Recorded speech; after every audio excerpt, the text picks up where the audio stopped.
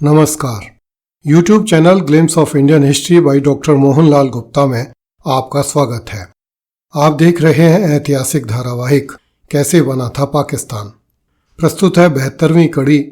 Cabinet mission के आगमन से भारतीय राजाओं में डर फैल गया।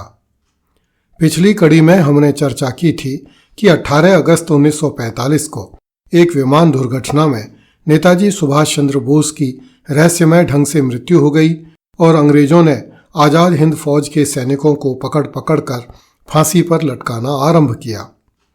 कांग्रेस ने आज़ाद हिंद फौज के सिपाहियों के लिए कोई सहानुभूति नहीं दिखाई। इस पर भारत सरकार की सेनाओं ने विद्रोह कर दिया तथा अंग्रेज अधिकारियों पर गोलियां बरसाने लगे। उधर मोहम्मद अली जिन्ना के गुंडे पंजाब, सिंध और बंगाल में हिंदुओं को गोलियां मार मार कर भगाने लगे। इन परिस्थितियों से घबराकर अंग्रेज सरकार ने आनन फानन में भारत को आज़ादी देने के लिए 3 कैबिनेट मंत्रियों का एक दल भारत भेजा, जिसे कैबिनेट मिशन कहा जाता है। 24 मार्च 1946 को कैबिनेट मिशन भारत पहुंच गया। इस मिशन के आगमन से भारत में कार्यरत अंग्रेज अधिकारियों ने समझ लिया कि शीघ्रता करने का समय आ गया है।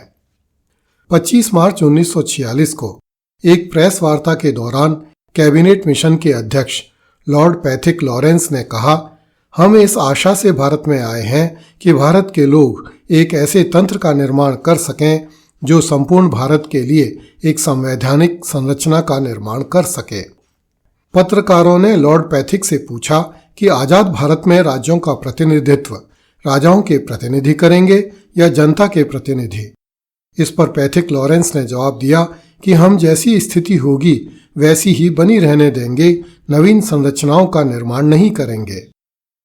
2 अप्रैल 1946 को कैबिनेट मिशन तथा वायसराय के साथ हुई बैठक में नरेंद्र मंडल के चांसलर भोपाल के नवाब हमीदुल्ला खान ने देशी राज्यों के लिए भारत और पाकिस्तान से अलग देश की मांग की। उसने कहा कि साइमन कमीशन की रिपोर्ट के आधार पर देशी राज्यों तथा ब्रिटिश भारत के प्रांतों का एक प्रिवी काउंसिल बनाया जाना चाहिए। हमीदुल्ला खान ने कहा कि जब भारत में 2 देशों अर्थात हिंदू भारत और मुस्लिम भारत का निर्माण हो सकता है, तब तीसरे भारत को मान्यता क्यों नहीं दी जा सकती जो देशी राज्यों से मिलकर बना हो। कोई भी भारतीय राजा भारत सरकार अधिनियम 1935 में दी गई संवैधानिक संरचना को स्वीकार नहीं करना चाहता। हमीदुल्ला खान ने कहा कि जब भारत स्वतंत्र हो जाए तो ब्रिटिश सरकार परमोच्चता की शक्ति भारत सरकार को स्थानांतरित नहीं करे। उल्लेखनीय है कि लंदन के राजा ने परमोच्चता की शक्ति के द्वारा भारत के राजाओं को अपने अधीन संरक्षण में ले रखा था, जिसके कारण यदि कोई भी शक्ति इन राजाओं के राज्यों में हस्तक्षेप करती है या आक्रमण करती है या उन्हें अपने भीतर मिलाने का प्रयास करती है, तो इंग्लैंड का राजा भारत के इन देशी राज्यों की रक्षा करेगा।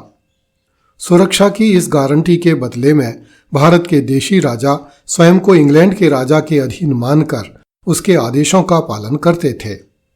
राजा लोग कतई नहीं चाहते थे कि आज़ादी के नाम पर परमोच्चता की शक्ति अंग्रेजों के हाथों से निकलकर कांग्रेस के हाथों में चली जाए। कैबिनेट मिशन के सदस्य सर स्टैफर्ड क्रिप्स का मानना था कि यदि देशी राजाओं को भारतीय संघ से अलग रहने की स्वीकृति दी जाती है तो इससे भौगोलिक समस्याएं पैदा होंगी। दर्शकों को स्मरण होगा कि यह वही सर स्टैफर्ड क्रिप्स था जो द्वितीय विश्व युद्ध के दौरान ईस्वी 1942 में क्रिप्स मिशन के अध्यक्ष के रूप में भारत आया था और उसने भारतीयों को आज़ादी देने के नाम पर बेवकूफ़ बनाया था।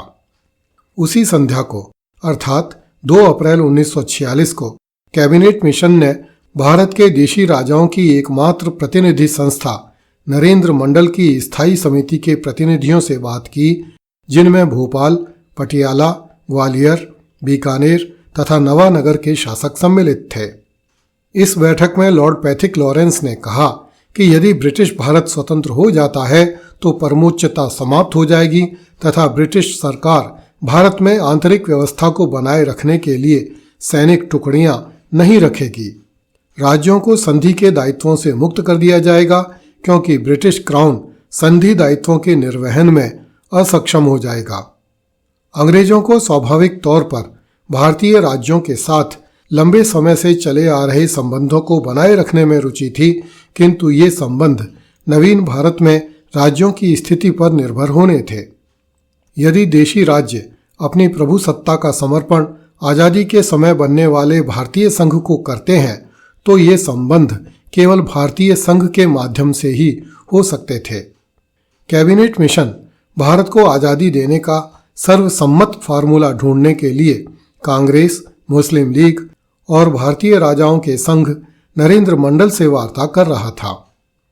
इस वार्तालाप से राजाओं की समझ में आ गया कि अब अंग्रेज देश में नहीं रहेंगे, इसलिए अंग्रेजों की कृपाकांक्षा प्राप्त करने की बजाय इस बात पर ध्यान लगाया जाना चाहिए कि कहीं भविष्य में बनने वाला आजाद भारत देशी राजाओं के राज्यों को न निगल जाए।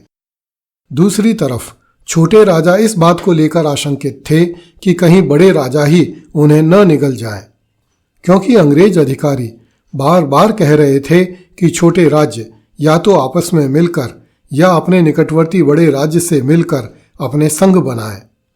इस प्रकार रियासती भारत में अजीब सी बेचैनी दिखाई देने लगी और कई तरफा घमासान मचने लगा।